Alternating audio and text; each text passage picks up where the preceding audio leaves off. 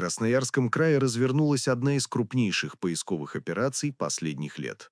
Уже вторую неделю сотни спасателей, волонтеров и специалистов обследуют труднодоступные горные районы на юге региона, разыскивая семью Усольцевых: 64-летнего Сергея, его 48-летнюю супругу Ирину и их 5-летнюю дочь Арину.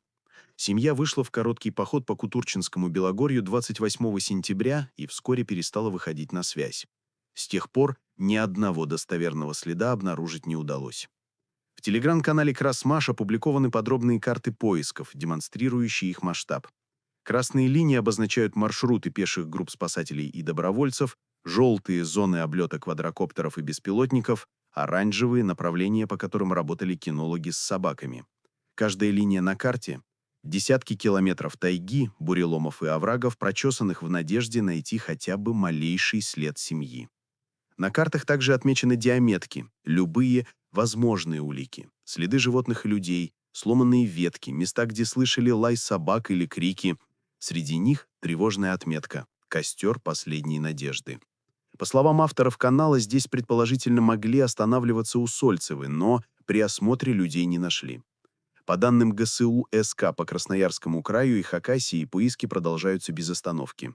В операции участвует более 350 человек: спасатели МЧС, полицейские, альпинисты и волонтеры.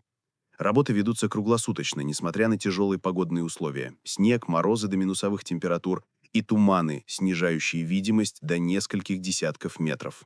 Следствие считает основной версией потерю ориентира в непогоду. Семья могла сбиться с маршрута, искать укрытие от холода и не суметь выбраться. Также рассматривается версия падения в расщелину или каменный провал. В районе Белогорья множество опасных пещер и воронок, особенно опасных при плохой видимости. К поискам недавно подключились 17 альпинистов со специальным снаряжением для обследования скал и ущелий. Они работают параллельно с наземными группами, исследуя труднодоступные участки. В операции задействованы также вертолеты и дроны с тепловизорами. О пропаже сообщил сын семьи, оставшийся дома. С тех пор поиски не прекращались ни на день. По словам волонтеров, местность крайне сложная, густая тайга, чередующаяся с каменными глыбами и болотами. Даже опытные спасатели продвигаются всего на сотни метров в час. На схемах поисковики оставляют собственные пометки: след медведя, сапог, отклик, крик. Однако ни одно наблюдение пока не подтвердилось. Хотя в районе много диких зверей, версия нападения медведя маловероятна. Опытный спасатель и альпинист Юрий Раилко отметил, что здесь чаще встречаются волки. По его словам, усольцевы могли искать укрытие в каменной нише или пещере, пытаясь переждать метель. С ребенком далеко не уйдешь. Возможно, нашли убежище и пытались развести костер, но сил уже не хватило, сказал он. Пока поисковые отряды продолжают прочесывать Кутурчинское Белогорье, количество версий о судьбе семьи Усольцевых только растет. Местность, где они исчезли, представляет собой череду густых лесов, каменных плато и глубоких воронок, многие из которых скрыты под листвой или первым снегом. Даже опытные туристы здесь легко сбиваются с пути. По данным МЧС Красноярского края, в районе поисков обнаружены следы крупных зверей, взрослых медведей и медвежат. Однако специалисты исключают нападения. Нет признаков борьбы, разорванных вещей или крови. Кроме того, в это время года медведи уже уходят на зимовку. Куда больше тревоги вызывают волки, но свежих следов хищников никто из волонтеров не видел. Особое внимание спасатели уделяют точке, отмеченной на карте как «костер последней надежды». Здесь нашли обугленные ветки, клочья ткани и следы пребывания человека, но эксперты пока не подтвердили, принадлежали ли они Усольцевым. «Мы не можем исключать ничего», — говорит один из спасателей. «Даже если это старое кострище, важно проверить каждую деталь». Поисковая операция идет уже более 10 дней.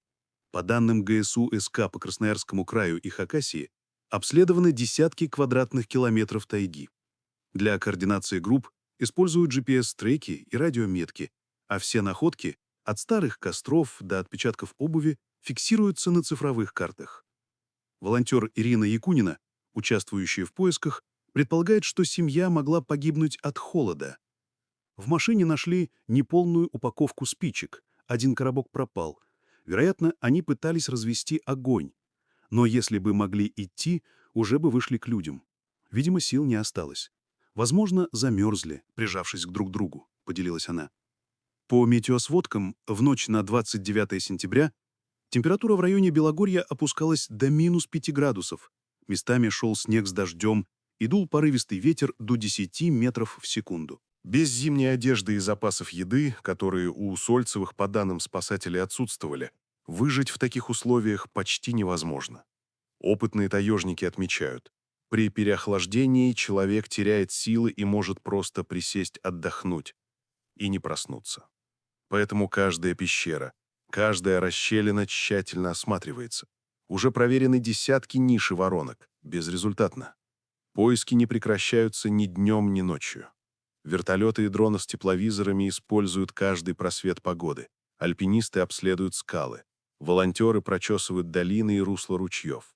Многие живут прямо в палатках у подножья гор, чтобы не терять время. Несмотря на холод, усталость и нарастающее чувство безысходности, они не сдаются. В тайге ничего не исчезает просто так, говорит координатор операции. Иногда природа просто прячет ответ слишком глубоко.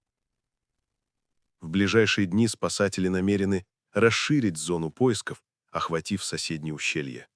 Но погода вновь портится. Усиливается ветер, температура падает, и каждые сутки уменьшают надежду. С каждым новым обследованным километром все очевиднее. Тайга хранит свою тайну упорно и, возможно, откроет ее лишь тогда, когда сама захочет.